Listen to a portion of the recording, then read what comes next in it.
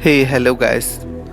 तो आज के लेक्चर में हम ये डिस्कस करेंगे मेजरमेंट ऑफ प्लांट ग्रोथ के बारे में। तो सबसे पहले समझते हैं मेजरमेंट होता क्या है। तो मेजरमेंट में क्या होता है, एक तरीका निकाला गया, एक वे निकाला गया जिससे किसी चीज़ को नापा तोला जा सकता है, जिससे हम किसी चीज़ को राइट वे में एस्टिमेट कर सकते हैं। तो मेजरमेंट क्या है, एक राइट वे है, एक तरीका है जिससे हम किसी चीज़ को डोनेट करते दिखाते हैं। तो इस लेक्चर में हम मेजरमेंट प्लांट की ग्रोथ के बारे में देखेंगे।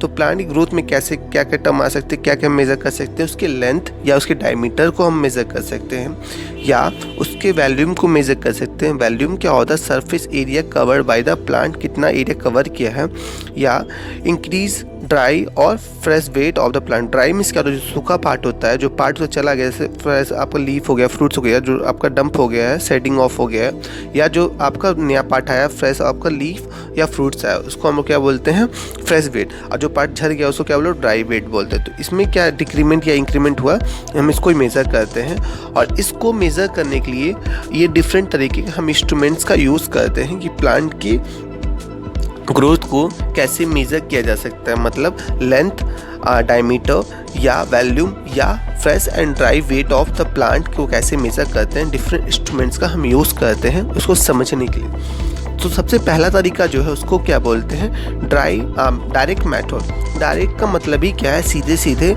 मतलब क्या है, ये बहुत सिंपल प्रोसेस है जो प्लांट की ग्रोथ में हम यूज़ करते हैं। प्लांट की ग्रोथ को मेज़र करने के लिए हम यूज़ करते हैं। इसमें क्या करते हैं हम, इस मेथड में हम डायरेक्टली बाय स्केल की हेल्प से रेगुलर इंटरवल को हम देखते रहते हैं, स्टार्टिंग से लेके एंड तक। दूसरा जो मेथड है उसको बोलते हैं हॉरिजॉन्टल माइक्रोस्कोप। हॉरिजॉन्टल माइक्रोस्कोप क्या करता है, लेंथ को मेज़र करने के लिए हम यूज़ करते हैं। और कैसे होता है ये, एक हॉरिजॉन्टल माइक्रोस्कोप जो होता है एक वर्टिकल स्टैंड्स पे स्लाइड करता है, जिसकी हेल्प से हम लेंथ को मेज़र करते हैं। हम क्या करते हैं, सबसे पहले हम स्टेम को, टिप को जो होता है उसको मार्क करते हैं, और मार्क करने के बाद हम उस पर फोकस करते रहते हैं। कैसे, with the help of horizontal microscope on a vertical scale. मतलब वर्टिकल स्केल पे हॉरिजॉन्टल जो माइक्रोस्कोप है उसको हम ऊपर नीचे करते देखते रहते हैं कैजुअल करके, और जो मार्क्स से हम उससे देखते हैं कि फाइनल और इनिशियल के अंदर डिफरेंस कितना आ रहा है। मतलब जो पहली रीडिंग हमने लिया और थोड़े टाइम के बाद जो रीडिंग लिया उसके अंदर डिफरेंस कितना है, उससे हम ये डोनेट कर पाते हैं कि प्लांट की लेंथ में क्या इंक्रीमेंट हुआ, और इसे हम उस रीडिंग को हम नोट कर लेते हैं कि प्लांट के लेंथ में कितना इंक्रीमेंट हुआ। इसको हम समझ लेते हैं। थर्ड टाइप का जो मेजरमेंट इंस्ट्रूमेंट्स उसको बोलते हैं space maker disc. Space maker disc जो है वो हम जब हम सरफेस एरिया ऑफ लीफ को जब मेज़र करना होता है हमें, तो स्पेस मेकर डिस्क का हम यूज़ करते हैं। तो इसमें क्या करते हैं, सबसे पहले हम पहले डे की रीडिंग ले लेते हैं, और उसके बाद कुछ डे के बाद को रीडिंग ले लेते हैं, और दोनों रीडिंग में से फाइनल माइनस इनिशियल कर लेते हैं, जिससे हमें पता चल जाता है कि रीडिंग एक्चुअल में सरफेस एरिया में, प्लांट की लीफी सरफेस एरिया में कितना इंक्रीमेंट हुआ है। नेक्स्ट जो मेजरमेंट इंस्ट्रूमेंट्स को बोलते हैं बोस किसोग्राफी, जो फोर्थ है आपका। ये क्या किया, बोस ने एक डिवाइस बनाया जो प्लांट की ग्रोथ को मेज़र करते हैं, और इनका पूरा नाम जो है, उनका नाम क्या है, सर जगदीश चंद्र बोस है। सर जगदीश चंद्र बोस ने एक इंस्ट्रूमेंट बनाया जिसको जो प्लांट की ग्रोथ को मेज़र करने के लिए बहुत यूज़फुल होता है, बहुत अच्छे तरीके से आपको मेज़र करता है। ये प्लांट के छोटे हिस्से को ही मेज़र कर पाता है। और ये फिफ्थ टाइप का जो मेजरमेंट इंस्ट्रूमेंट इसको बोलते हैं एक्सोनोमीटर। एक्सोनोमीटर क्या है, एक बहुत स्टैंडर्ड अपरेटस है। स्टैंडर्ड मीन्स क्या हो गया, मतलब पूरी दुनिया में एक समान।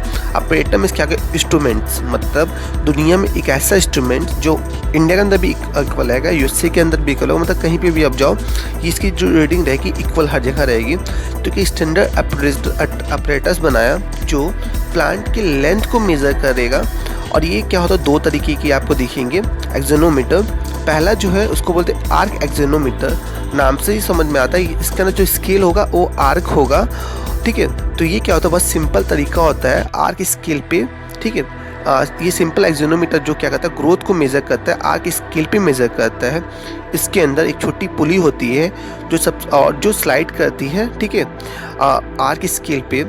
तो सबसे पहले इसमें करते क्या है, एक थ्रेड को स्टेम की टिप से जोड़ दिया जाता है और दूसरा जो एंड होता है उस थ्रेड का उसको वेट से जोड़ दिया जाता है और ये स्मॉल पुली पे हैंगओवर कर दिया जाता है, टाइट करता है। वेट की दूसरे साइड वेट की हेल्प से वो प्लांट को जो टिप को टाइट रखता है, जिससे अगर हल्का से भी इंक्रीमेंट हुआ तो उसको वो आर्क स्केल पे रीडिंग को शो कर दे।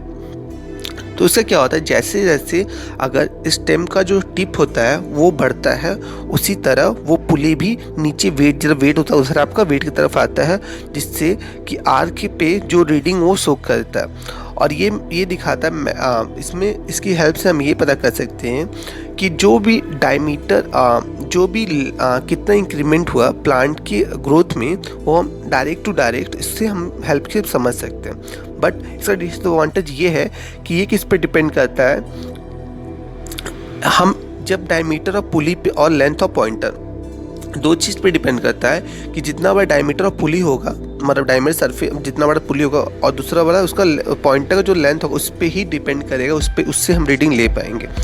नेक्स्ट टाइप का उसको बोलते हैं प्रीफर्स एक्सोनोमीटर बोलते हैं।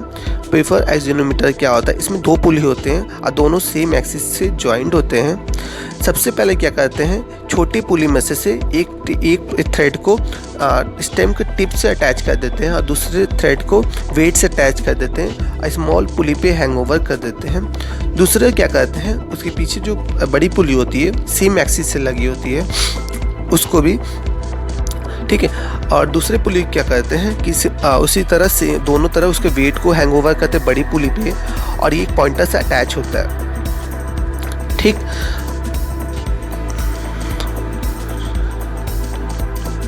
और ये क्या होता है, जो एक इंड होता है, one end which were provide the appointed with the touch with the rotational cylinder drum covered with the smoke paper. हम इससे एक रोटेशनल टच ड्रम से अटैच कर देते हैं जो स्मोक पेपर से कवर होता है। और ये जो स्मोक पेपर होता है वो क्या होता है, हर 1 घंटे पे जैसे क्लॉक वाइज मैकेनिज्म शो करता है, वो भी ये भी सब मूव रोटेशंस करता है, ठीक है। तो जैसे जैसे लेंथ जो होता है स्टेम का मूव करता है ऊपर की तरफ, ये भी पॉइंटर जो है जो भी ड्रम के अंदर वो भी स्पाइरल लाइंस बनाते हैं, ठीक है, lines over the smoke paper में आपका स्पाइरल लाइंस बनाते हैं, ठीक है।